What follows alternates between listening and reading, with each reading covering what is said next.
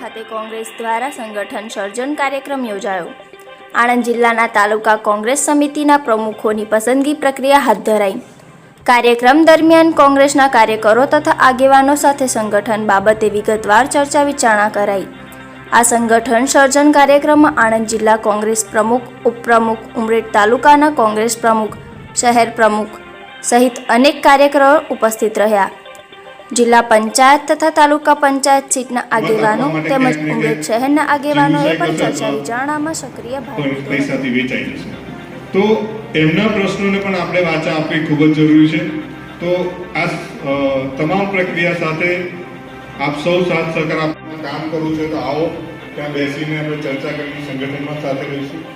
સાથે સાથે હવે તાલુકા કક્ષાએ જ્યારે આપણે તાલુકા પંચાયત અને જિલ્લા પંચાયત લડવા જઈ રહ્યા છીએ તો જ્યાં સુધી લોકોને વચ્ચે